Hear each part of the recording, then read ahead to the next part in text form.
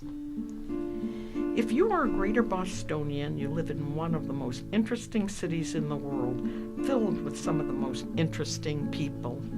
A person of interest could be anyone. The person need not be among the rich and famous, although being rich and famous does not exclude someone from this title.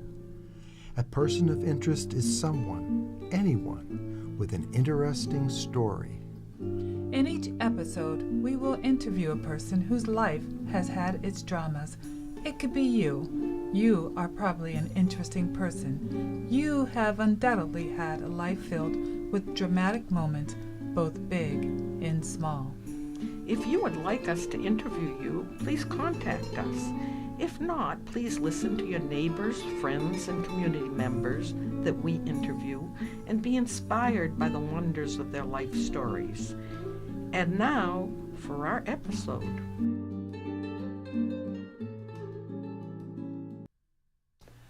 We would like to introduce you to a Democrat candidate for Governor Counsel in District 3 and a long-term resident of Newton, Nick Carter. Nick, would you mind telling us a little about the type of person you are? I think what is most important to me and what defines me most is my family. Wonderful family, loving family. And I learned sort of all my values from them. Fast forward many, many years, I made it through college and law school, met my wife, Maria, in college at the end of freshman year. She has an amazingly interesting story, which I'll just briefly summarize. She arrived in the U.S. as an undocumented immigrant at age 7, brought by her single mother to New York City. They were very, very poor. They came from Ecuador. Maria was a really smart kid, learned the language, of course, immediately, became sort of the translator for her mother and guide for her mother as they navigated this whole new world, the United States. It was very hard. They were poor. Her mother had to work seamstress jobs in factories in New York City. There was sexual harassment, all kinds of mistreatment in terms of wages as well. And ultimately, my wife had to run away from home because of abuse that she was suffering from a stepfather. And she ran away to an uncle's house. And at that house and in that school that she went to, she was asked, do you want to go to a school in the country? She said, yeah, pretty much anywhere but here. Her life was very, very difficult. And she got the ABC scholarship to a school in New Hampshire called St. Paul's, which is a very elite private high school. That my husband went to. Wow, I did not know that. That is a small world. Anyway, this is the same school that the august Paul Sears went to, and United States Senator John Kerry and others. And my wife arrived with one pair of polyester pants and a pair of plastic shoes, and that was pretty much it. Fish out of water, but she was a hard worker and determined, and she did well there. By the way, this was the same scholarship that Deval Patrick got to Milton. It's the ABC scholarship. She got into Harvard, and we met at the end of freshman year there. Two people from very different worlds, but we fell in love. And how long have you been married, and how old are your kids? And we got married in 1990, so we've been married for, it will be 28 years. Yes, 28 years this August. And how old are your kids? Our kids, Max and Isabel, are 24 and 23 years old.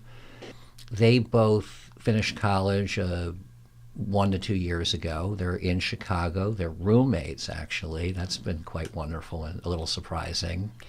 Thinking back to your first political experience, I believe that was working with the Dukakis presidential campaign. What were your duties there? My duties on the Dukakis presidential campaign were to be the field director for one of the counties in New Hampshire leading up to the New Hampshire primary. And then after the success of the New Hampshire primary, I started to move around the country with the campaign. doing a variety of different things. Ultimately, I became a scheduler for his son, John Dukakis, who actually is currently a Newton resident. So when you were working for Dukakis, did you actually get a chance to interact with him? What was he like? We did interact, although it was infrequent, because obviously running for president, he's covering the whole country. The moment I remember most was really the first time we met as a team in New Hampshire, and we were all in a small office in Manchester, and it was Governor Dukakis and a couple of senior aides and the 10 or 12 of us who were running the counties. And he really impressed on us that we were the face of the campaign and that we had to project ourselves accordingly, be the representatives, and to conduct ourselves well and professionally.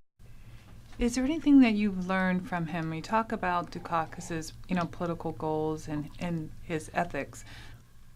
I think that's a big and complicated question. Let me answer it this way, and probably the most important thing is to remain very true to yourself and to constantly come back to who you are and not to get pulled off track by the various advisors and professionals who have an idea about what will work. You have to be comfortable with it. And I really don't know about some of the decision making that occurred in that campaign. There was one obvious famous moment where Governor Dukakis was put into a tank by a advance person. I don't know if you remember that photo, but it did not play well. And my understanding is he did it reluctantly, and it blew up. And in any event, that might have been a moment when he may not have felt comfortable and perhaps should have simply said, no, I'm not doing that. I wasn't there. I don't know all the particulars. I can see how easy that could happen, how easily that could happen, especially in the hurly-burly of a presidential campaign where you're tired and you just say, sure, if that's what you think, you're the professional. There's so many potential moments that might blow up in a very long and drawn-out campaign like that. I just want to say that if you listen to Pod Save America, it's one of the most popular podcasts now in the podcast realm. What they say totally agrees with what you said, and that is authenticity is the most important trait a politician can have, especially in the campaign trail. And if somebody's authentic and the people believe in him, that it doesn't really matter if you're Republican or Democrat. If you are authentic, you might gain some of those marginal people if your opponent doesn't seem very authentic. And I think that's what you were iterating about Dukakis sitting in a tank. It just wasn't authentic. I think that's right. There was also another moment when I think he let his head rule his heart. He was asked at, maybe it was the first debate, what would you do if somebody raped your wife, Kitty Dukakis? And it was a capital punishment type question. Maybe raped and murdered, because the question had to do with capital punishment. I remember that. And he had a very intellectual type answer, and that was another moment that blew up on him. It was perhaps not as genuine or authentic or from the heart as perhaps it should have been. People wanted to see his heart, and that was something that I think he didn't share as easily as some other politicians. You were a volunteer in Haiti, not on the Peace Corps, but in some other program. And would you like to talk about that a little? Absolutely. What a wonderful experience that was. I had learned French in school, and then I'd gone on an exchange program to France, and I was almost fluent in French at the time, pretty much fluent. I wanted to go do some work in a developing country where I could also use this French skill I had. I was 18 years old. It was between college between high school and college, the summer. So I started to network with the local international community and connected with some folks at the USAID, and they were interested in starting a nutritional center for malnourished kids. And I took that project on and pretty much developed this nutrition center for malnourished kids. We found a nurse, we got the USAID food organized, we went out into the community and with the nurse and weighed babies and measured and selected the 32 kids who were going to be in this program. It really amazed me when we did this. It was one of the most desperately poor parts of Port-au-Prince, which made it one of the most desperately poor parts of the world. We only weighed and measured 33 kids. They were all malnourished, but it was just an astounding level of poverty and malnourishment. So we set it up, and then I left the country at the end of the summer to go to college. The program was up and running. I got a note 2 months later that there had been a fire in this community. They needed to take over the nutrition center and the community center where it was located for emergency housing, and that was the end of the program. Unfortunately and sadly, that's kind of the story of Haiti. It's one step forward, one step back, because the country is so at the margin. There's no room for error or disasters. You start a program, a small disaster like that fire occurred, and of course the huge natural disasters that have occurred have set it back in a devastating way. But it was an amazing experience. It was an exposure to poverty, right in our own backyard, and also an exposure to a different culture, an authoritarian culture. At the time, it was run by the son of Papa Doc Duvalier. I think his name was Jean-Claude Duvalier, who they referred to as Baby Doc. And he was an authoritarian. He ruled with military force, and it was not a free democracy. I remember walking through the streets when I first arrived there, and I was near the presidential palace in Port-au-Prince, and it was about 8 a.m. in the morning. I had only been there maybe a day or two or three, and suddenly everybody stopped, and I heard these rifles cock, like several of them. And I looked over, and there were 3 soldiers with their guns pointed at me. And I stopped, of course, and they said something like, "Arrêtez," stop. And then I realized that all the music had been, they have like loudspeakers. The loudspeakers are playing the national anthem. Everybody had stopped, and I quickly realized, oh, you're supposed to stop. Every morning, I gathered, at 8 a.m., they had this ritual of playing the national anthem, at least near the presidential palace, and the rule was you stop. I didn't know. But for the local police/military to respond so aggressively was a small indicator of the kind of military force used to rule that country. It was over the top. It was frightening. And that's how an authoritarian ruler controls and dominates a country. Yeah, I've wondered about Haiti because during the big horrible disaster, Right. the Red Cross collected tons of money to send to Haiti. And yet, nothing has changed. And I figure it must be total corruption there, that money is going straight to somebody's pocket, some politician's pocket. Do you think that's true? I do. I think there certainly is a level of corruption. Even when I was there in 1982, it was a very hierarchical, class-based society. There was a small group of elite families who ruled the country, who owned the property, who owned the factories to the extent there were factories.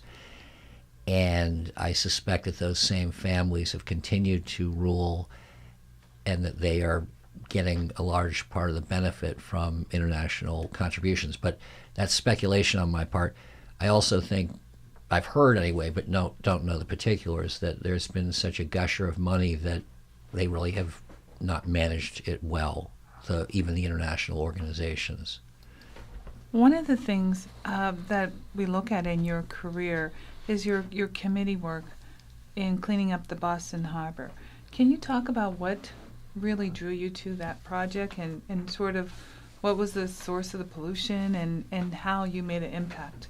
The Conservation Law Foundation, a wonderful environmental organization based here in Boston, brought this lawsuit because they found that the Boston Harbor was in such a polluted state that it constituted a violation of the Clean Water Act. They brought the lawsuit in federal court. It was assigned to Judge Mazzoni. He ordered the cleanup. It required a multi-year effort with a huge amount of planning, construction, and follow-up. When I clerked for him in 1992, 1993, right after law school, he was in the process of overseeing that entire huge project. So the credit really goes to the Conservation Law Foundation and other environmentalists and to Judge Mazzoni for ordering that cleanup. We cleaned up the Boston Harbor. Now it is a gem of the city. It's a driver of economic success. Businesses want to be on the waterfront. The Seaport District is now the hottest part of the city in terms of real estate. Everyone wants to be on the water. We've cleaned it up. So this is an example of environmentalism being great for the economy. You've spent many years as a trial lawyer. What was one of your most interesting cases? One of my most interesting cases was representing a kid and his family, and the kid was autistic. He had been in the Boston public schools, but very early on, almost from the very beginning of his life, he was given a residential placement.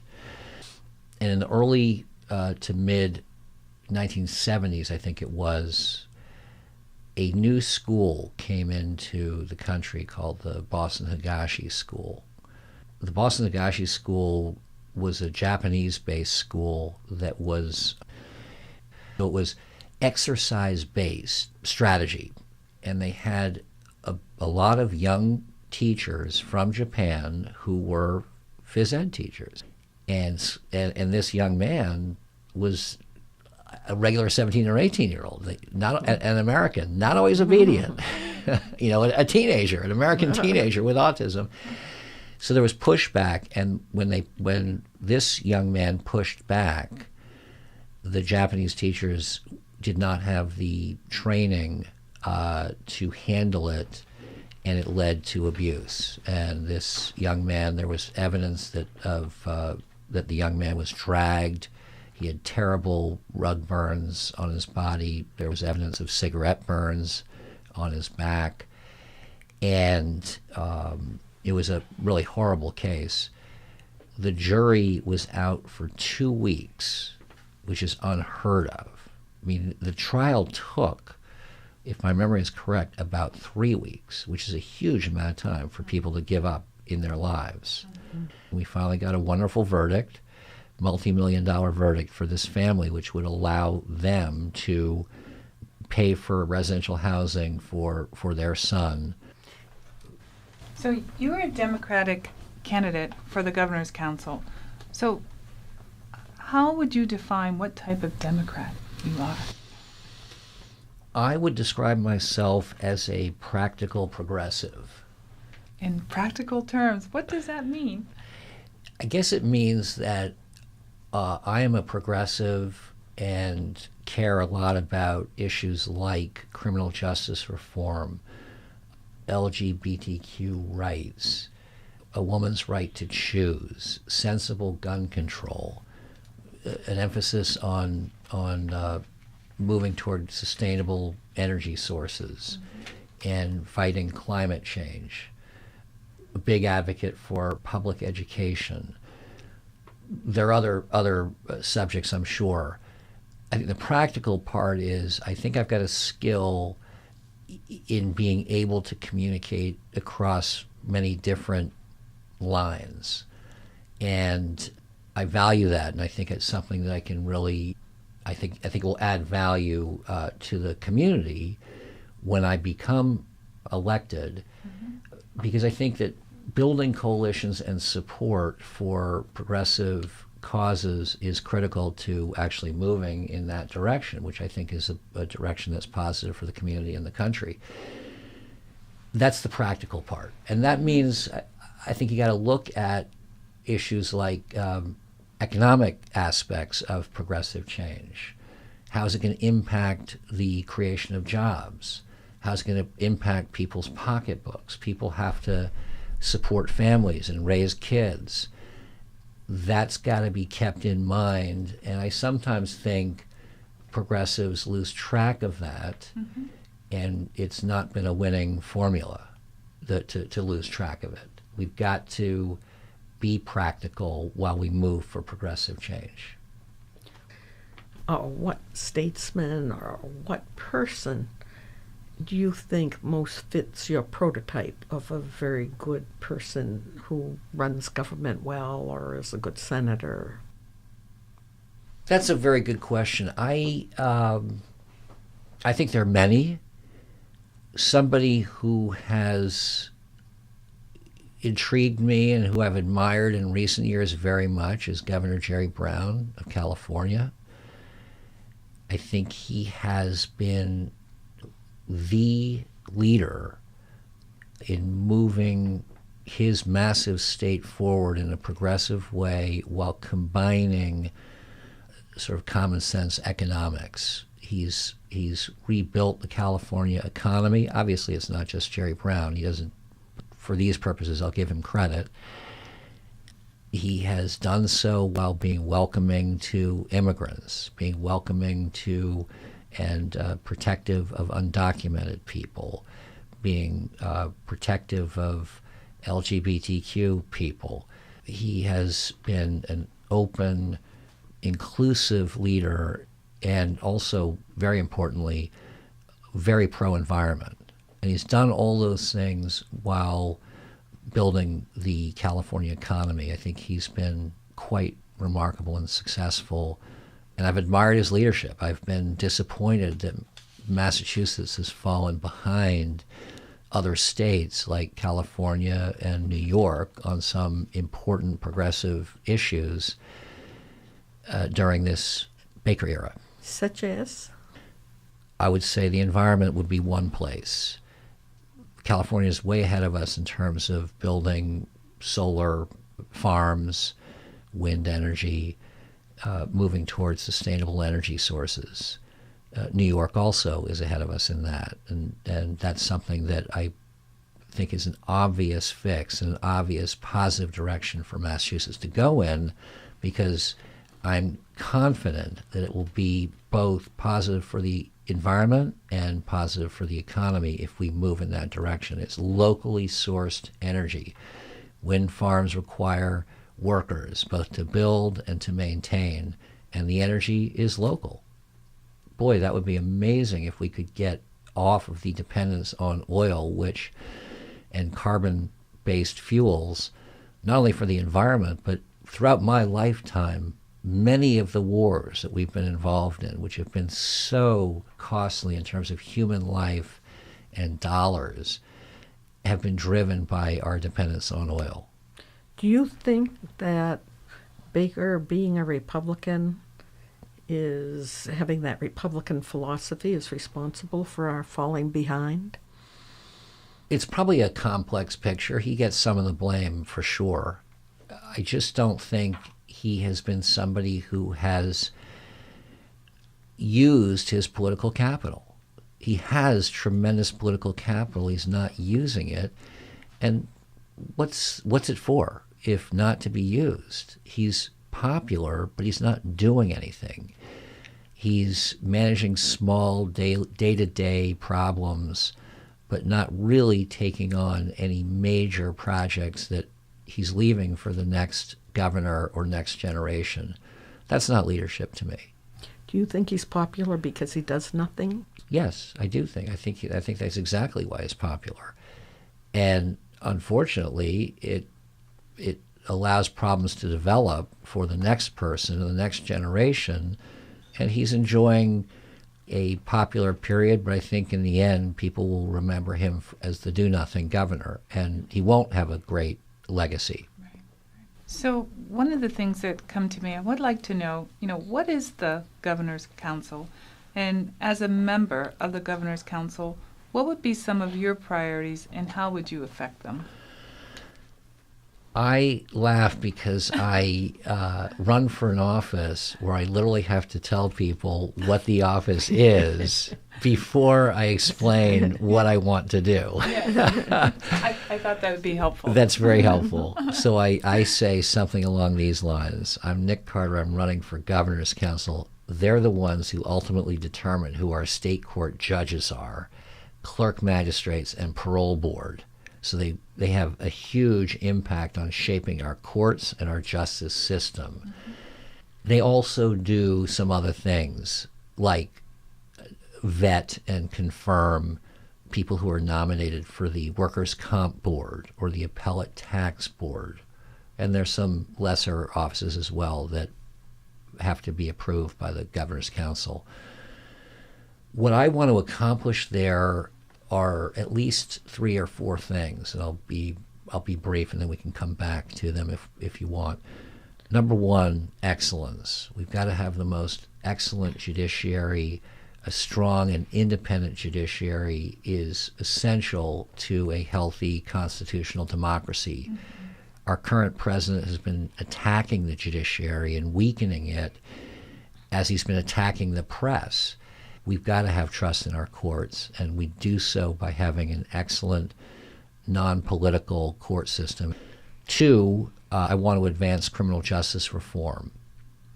We've just passed this wonderful bipartisan criminal justice reform bill that does a number of good things. One is it eliminates many mandatory minimum sentences. We've seen that those mandatory minimum statutes have led to a lot of disparity in outcomes in our criminal justice system. It's led to much higher incarceration rates in poor communities of color. And in Massachusetts, today, we incarcerate 4 times as many people as we did 40 years ago, even though the criminal crime rate is about the same. We are incarcerating African Americans at 8 times the rate of whites relative to their population in Massachusetts. Latinos at 5 times the rate of whites relative to their population. Now, some might say, well, that's happening everywhere, but in fact, the disparity here in Massachusetts is worse than in many other parts of the country. So we like to think of ourselves as being progressive and fair, but we're not. Our criminal justice system is not. We have a long way to go there. I want to make sure that judges have the ability and the discretion to apply appropriate sentences and to be protected from politicized situations. Third thing that I'm interested in is trying to make our courts more diverse. And in my view, that means more fair. We want people from all backgrounds represented in our courts as in positions of authority. That would be judges, that would be clerk magistrates, and the clerk magistrates are the people who run all of our lower level trial courts. These are the courts that handle the smaller crimes, the smaller civil disputes. These are the courts where most people interact with our justice system, and almost all of the clerk magistrates are white men. Now, I'm sure they're talented people, but if everybody comes into court and sees the only people in authority are white men, that's a problem. We need to have our community courts, our district courts, reflect the community they serve. And that simply means they should be balanced. There should be women in positions of authority there. There should be people of color in positions of authority there. The fact that it looks like the 1950s Board of Trustees, when you collect the clerk magistrates in one place, that's a problem. We have not moved forward, and we need to. So those are some of the things I want to accomplish. It's basically operating now out of the public eye. No one knows what it does.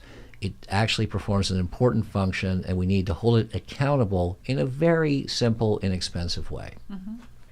Do you think that Massachusetts' method of selecting judges compares favorably to other states? And if so, why? And if not, why not? I really do. I think having appointed judges is important so that we take politics out of judging. It also helps because we have professionals and people with knowledge of the courts and what makes good judges involved in making sure we have the best judges. By contrast, when you go to states where they elect judges, you have a couple of problems. One is those elected judges are candidates. They raise money. They have to raise money to get reelected. Now you've got the big corporations able to contribute huge sums of money to some of these judges' reelection efforts, and guess what? That miraculously skews results. And we've heard about that in some particularly outrageous examples. People really need to know who is becoming a judge, and our system does it well. So I think for those various reasons, I think we have the right system. It's worked well for over 200 years, and we got to protect it. We'd both like to thank you very much for being here and for devoting so much time to this interview and so much thought. It was really fun, Barbara and Tonette. I really enjoyed it, and I know I'll see you both again soon. Oh, you definitely will. Thank you, Somewhere. Nick. Thank you very much. Okay. Thank you. Thank That was you. fun. You have been listening to Serendipity's Person of Interest, produced and directed by Tonette Terhar and Barbara John. If you have an interesting story and would like to participate in this podcast or have any helpful suggestion, email us at barbaraj.massed@gmail.com. BARBARAJ.MASSED@gmail.com. We would very much like to thank our guests and the staff at New TV, who are always more than helpful. So until our next episode, we will say goodbye. Thank you for listening.